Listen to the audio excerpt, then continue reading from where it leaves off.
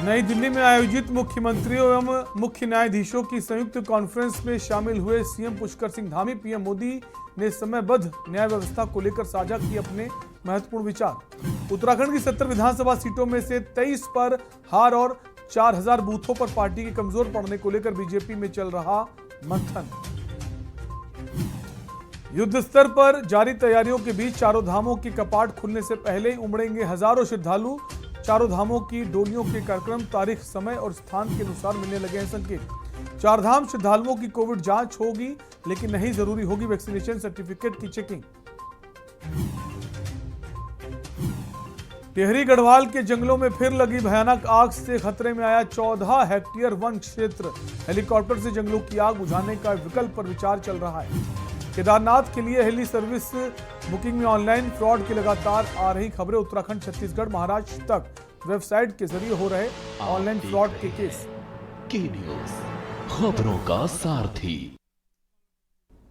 नमस्कार, उत्तराखंडी खबरों में आपका स्वागत है। मैं हूं आपके साथ शैलेंद्र चौहान। गुरुवार शाम हरिद्वार की जर्स कंट्री सोसाइटी में स्विमिंग पूल में डूबकर हुई 8 साल के बच्चे की मौत की मजिस्ट्रेटियल जांच कराई जाएगी। डीएम ने एसडीएम पूरन सिंह राणा को जांच सौंप दी है। जांच मिलने के बाद एसडीएम पूरन सिंह राणा ने जुर्स कंट्री सोसाइटी पहुंचकर घटनास्थल का निरीक्षण किया और जरूरी साक्ष्य जुटाए। इस दौरान एसडीएम ने मृतक बच्चे के परिजनों से भी बातचीत की और जानकारी ली। एसडीएम ने बताया कि सभी पहलुओं पर जांच की जा रही है। जल्द रिपोर्ट जो है डीएम को सौंपी जाएगी।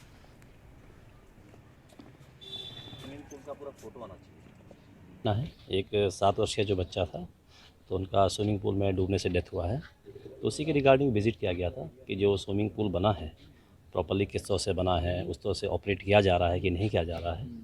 तो डीएम साहब के द्वारा उसमें रिपोर्ट भी मांगा गया है और अभी सर के द्वारा उसमें मजिस्ट्रेट इंक्वायरी का भी ऑर्डर किया गया है। ये जो स्विमिंग पूल है ये 4.5 फुट का है और 4.5 फुट के मानक में किसी भी इंस्ट्रक्टर की आवश्यकता नहीं होती और ना ही किसी लाइफ गार्ड की आवश्यकता होती है। और जो वहाँ नियम लिखे हुए हैं उसमें साफ लिखा हुआ है कि ना यहाँ कोई लाइफ गार्ड होगा और ना इंस्ट्रक्टर होगा, और होता भी नहीं है।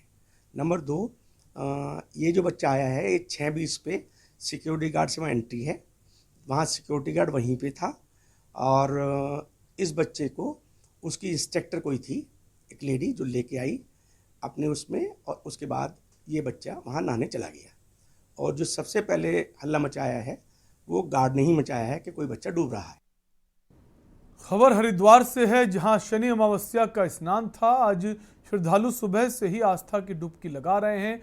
धर्मनगरी हरिद्वार में अमावस्या के स्नान के चलते हर की पौड़ी गंगा घाट पर सुबह से ही श्रद्धालुओं की भारी भीड़ देखने को मिली। इतना ही नहीं, अधिक संख्या में श्रद्धालुओं के पहुंचने पर सड़कों पर वाहनों का दबाव भी बढ़ गया, जिसके चलते सुबह से ही हाईवे पर जाम की स्थिति नजर आई। जबकि हर की पौड़ी के आसपास चौपहिया वाहन पार्किंग भी सुबह से ही फुल नजर आई।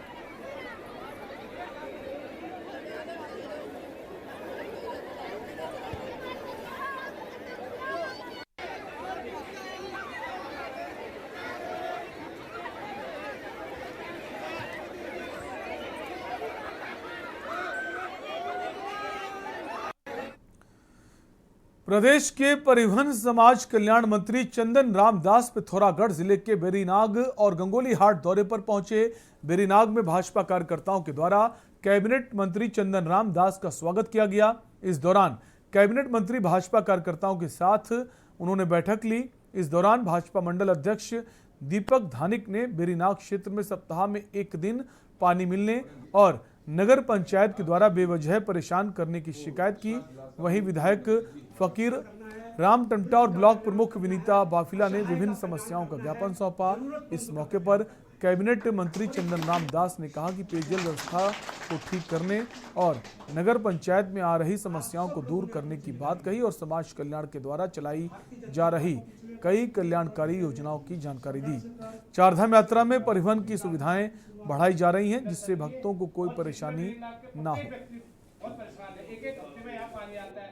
और दूसरी बात, आगमन बेरीनाग में हुआ है। यहाँ के कार्यकर्ताओं ने कुछ मांगे मेरे सामने उठाई ही, जिसमें बेरीनाग में पेयजल की सबसे बड़ी समस्या का जिक्र किया है। दूसरा, नगर पंचायत से संबंधित कुछ समस्याएं मेरे सामने रखी हैं। मैंने अपने कार्यकर्ताओं को ये विश्वास दिलाया है कि मैं तत्काल अभी गंगोलीहाट में जाके अधिकारियों को बुला के इसका समाधान करूंगा।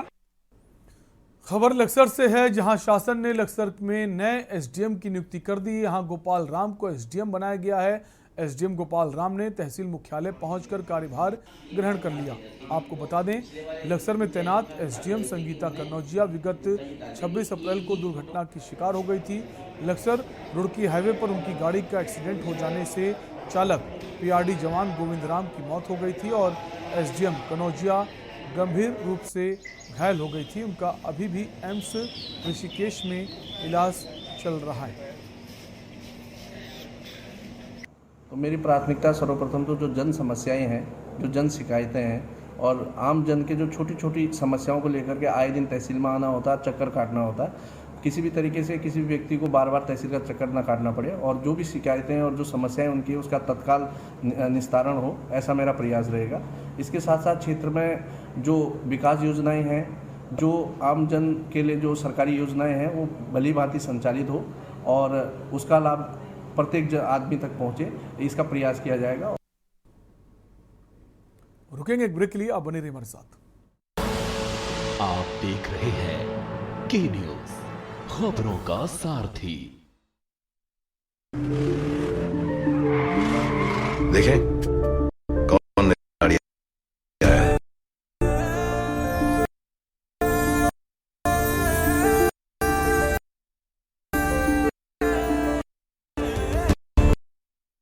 समझा देते हैं, प्यार से समझाएंगे, धीरे धीरे से, वो भी अपनी जुबान में।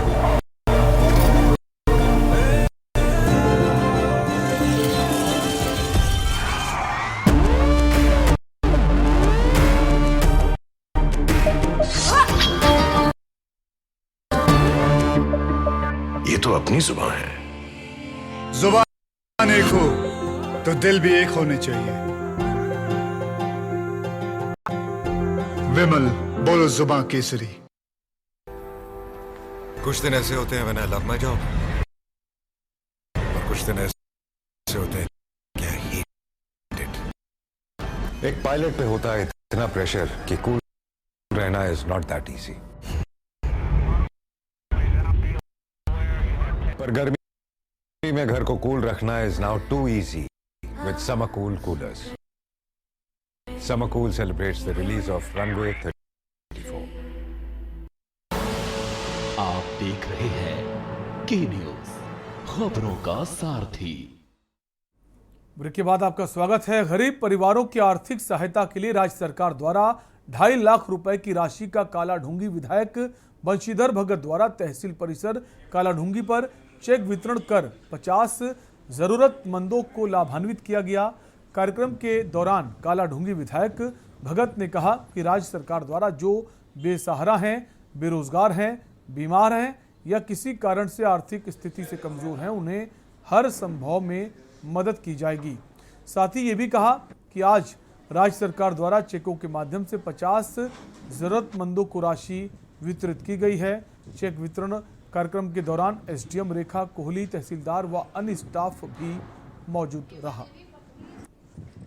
उत्तराखंड सरकार जो बेसहारा हैं, बेरोजगार हैं, बीमार हो गए हैं या कोई कारण से आर्थिक कमजोरी है, उनको जो मदद संभव होती है वो देती है। उसी क्रम में यहाँ आज 50 लोगों को ये चेक आए हैं जिनका वितरण हुआ है। 14-15 का वितरण हो गया है, बाकी अभी जैसे जैसे लोग आएंगे उनको दिए जाएंगे ताकि इससे वो अपनी भरण पोषण कर सकें, अपना इलाज करना है तो इलाज कर सकें।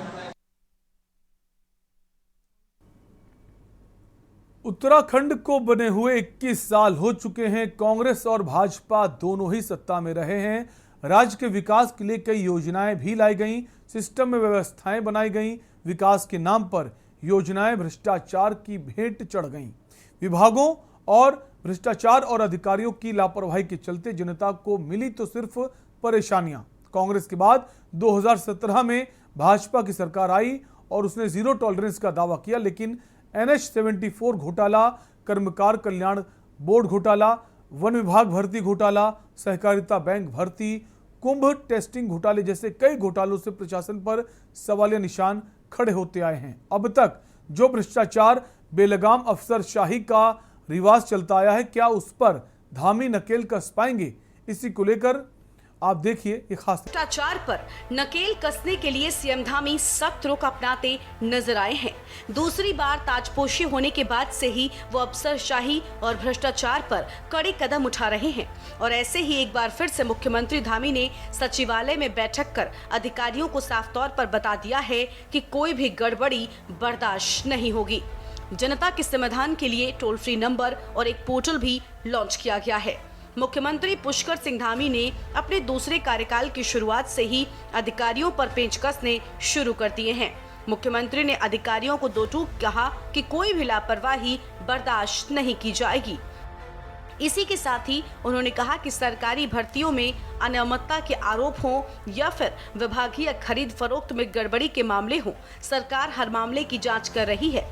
दोषियों को कतई बख्शा नहीं जाएगा। दरअसल सीएम धामी ने सचिवालय में समीक्षा बैठक ली है। इस दौरान मुख्यमंत्री धामी अधिकारियों को साफ शब्दों में समझाते नजर आए हैं। अधिकारियों की लेट लतीफी पर भी सीएम धामी सख्त हो गए हैं। उन्होंने राज्य के सरकारी विभागों में बायोमेट्रिक अटेंडेंस भी शुरू कर दी है। सीएम धामी के निर्देश पर मुख्य सचिव एस संधू ने इसके आदेश दिए हैं। अब समय से दफ्तर न पहुंचने वाले कर्मियों पर भी सख्ती की जा सकेगी और आम जन को परेशानी का सामना भी नहीं करना पड़ेगा। तो वहीं जनता की समस्याओं के समाधान के लिए भी सीएम धामी ने पहल शुरू कर दी है। अब एक क्लिक में सीएम तक जनता का पत्र पहुंच सकेगा और इस पर कांग्रेस ने मुख्यमंत्री धामी पर तंज कसते हुए कहा है कि पिछले 5 साल भाजपा की सरकार है, अपने कार्यकाल में जीरो टॉलरेंस की बात करती रही लेकिन भ्रष्टाचार को खत्म न कर सकी है। बिल्कुल, देखिए इन 5 वर्षों में भारतीय जनता पार्टी की सरकार रही और हमने जीरो टॉलरेंस की सरकार उत्तराखंड को दी, भ्रष्टाचार मुक्त प्रदेश उत्तराखंड को बनाने का काम किया। इसी की बदौलत भारतीय जनता पार्टी पर उत्तराखंड की जनता ने दोबारा से भरोसा जताया है और जो प्रचंड बहुमत की सरकार एक बार फिर से तमाम रिकॉर्डों को, इतिहासों को तोड़ते हुए भारतीय जनता पार्टी ने जिस प्रकार से इतिहास रचा, तो ये उसी की बदौलत है कि हमने एक अच्छा सुशासन, एक अच्छा सरकार देने का काम इस राज्य में किया है। लोगों का धन केवल जीरो टॉलरेंस कहने से नहीं होगा, आपको दिखाना होगा कि जो 1 महीने में अगर आप देखेंगे तो सहकारिता में जो भ्रष्टाचार है वो कहाँ दिखाई दिया जीरो टॉलरेंस में? किस मंत्री को आपने बाहर का रास्ता दिखा दिया? सवाल ये है कि कहने में और करने में भारी अंतर है।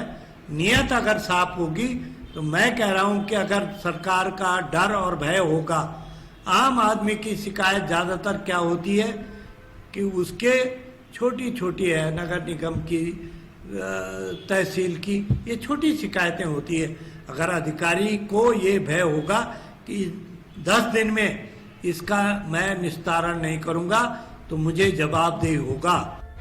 हाल ही में मुख्यमंत्री पुष्कर सिंह धामी ने वन विभाग के कुछ अधिकारियों पर सख्त कार्रवाई की है, कई अफसरों के तबादले भी किए।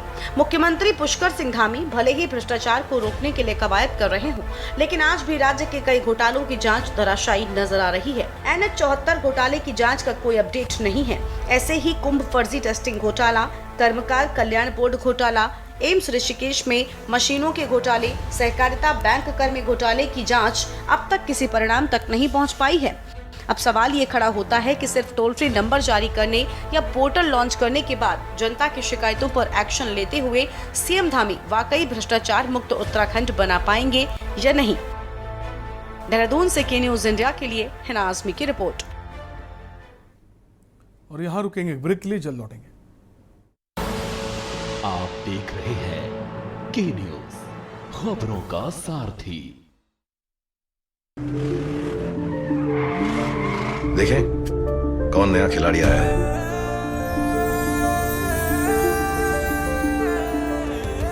समझा देते हैं, प्यार से समझाएंगे, धीरे धीरे से, वो भी अपनी जुबान में।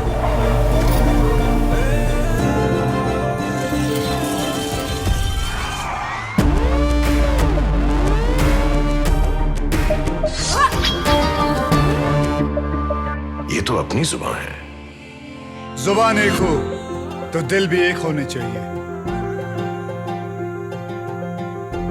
विमल, बोलो जुबान केसरी।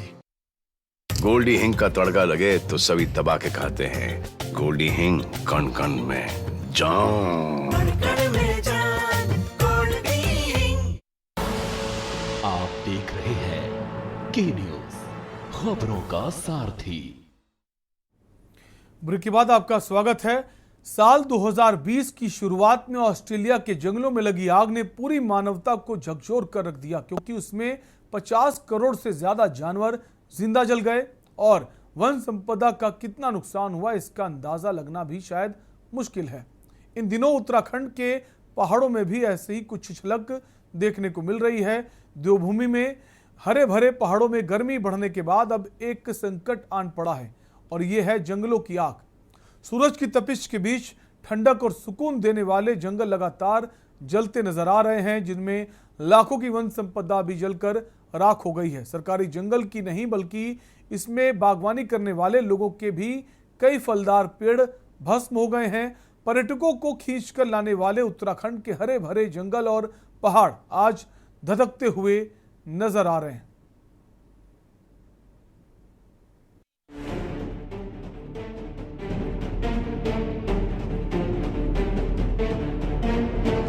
उत्तराखंड में बढ़ती गर्मी के साथ वनों के धधकने का सिलसिला लगातार जारी है। हर साल भीषण गर्मी में जंगलों में आग लगने की घटना होती है, लेकिन इस साल पहाड़ों पर आग ने तांडव मचा के रखा हुआ है, जिससे लोगों में खौफ भर गया है। हरे भरे पेड़ राख हो रहे हैं और जंगल आग का तांडव। ये बहुत गंभीर स्थिति है। आज जिस तरह गर्मी का प्रकोप बढ़ता जा रहा है उत्तराखंड में, उस तरह जो हमारे ज़मीन जंगल हैं उसमें इतनी आग लग रही है बेतश, इतना सारा वहाँ पे बवंडर मचा हुआ है। लेकिन सरकार सोई हुई है और वन मंत्री को चाहिए कि अगर तुम्हारे से मदद नहीं हो रही, केंद्र की मदद मांगे। तुमने ट्रिपल इंजन डबल इंजन करके वोट मांगा है। मैं समझता हूँ कि सरकार को, माननीय मुख्यमंत्री जी को आगे आके लोगों की जान माल की सुरक्षा करनी चाहिए, लेकिन सरकार अभी चेती नहीं है, सोई हुई है। वन विभाग हर साल जंगलों में पौधरोपण और आग बुझाने के लिए करोड़ों रुपए का बजट खर्च कर दिखाता है।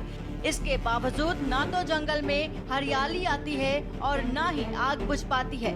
बुधवार को एक दिन में प्रदेश भर में जंगलों की आग की रिकॉर्ड 227 घटनाएं हुई, तो वहीं सेना को जंगल की आग बुझाने के काम में जुटना पड़ा। कई इलाकों में फायर वॉचरों के झुलस जाने की खबरें भी आई। चमोली में जंगल की आग एक स्कूल तक पहुंच गई तो क्लासरूम खाक हो गए। गनीमत यह है कि स्कूल में बच्चे मौजूद नहीं थे। उत्तरकाशी जिले के जंगल जगह जगह जल रहे हैं। उत्तरकाशी जिला मुख्यालय से लेकर टॉन्स वन प्रभाग के जंगल भी धू धू कर जल रहे हैं। रोज महिडाडा रोड, तेलखा, गुफियारा, नालूपानी, धरासू, बैंड, पटारा में आग का तांडव देखा गया। वहीं टॉन्स वन प्रभाग के पुरौला रेंज के अंतर्गत चंदेली, मखना, देवढूंग, पुजौली और कुमोला के जंगलों में आग लगी हुई है। देहरादून के सिवनी में बागवानों के सेब बगीचों तक आग पहुंचने से 1200 से ज्यादा फलदार पेड़ जलकर राख हो गए हैं। अभी तो जो स्थिति बनी थी और जो उच्च स्तर पे मॉनिटरिंग हुई है, उसमें यही कहा गया है, जो हमारा देखिए आग बुझाने का तो जो परंपरागत तरीका है वही है कि जब उस क्षेत्र में जाते हैं वहाँ पे जो है फायर रेक लगा के, और चीड़ के क्षेत्र में तो क्या है कि काउंटर फायर भी करना पड़ता है। एक बत्ता क्लियर करते हैं, फिर काउंटर फायर वगैरह भी करते हैं, चारों तरफ से उस आग को जो है कॉर्डन ऑफ करने की कोशिश करते हैं। तो ये सब जो हमारे परंपरागत तरीके हैं उन्हीं से फायर डाउजिंग का कार्य अभी कराया जा रहा है।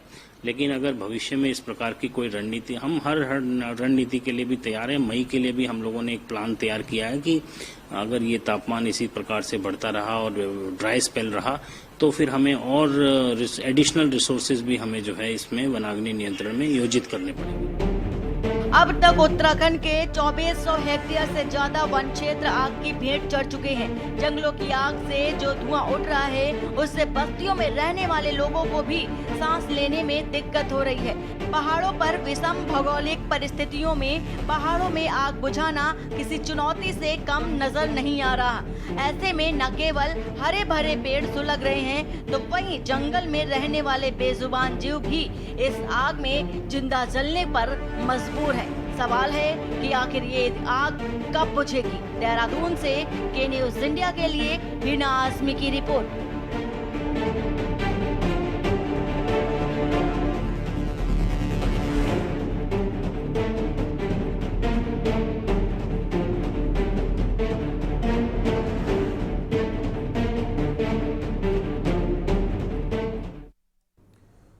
और उत्तराखंडी खबरों में अभी के लिए इतना ही। बाकी खबरों के लिए देखते रहिए के न्यूज़ इंडिया। नमस्कार।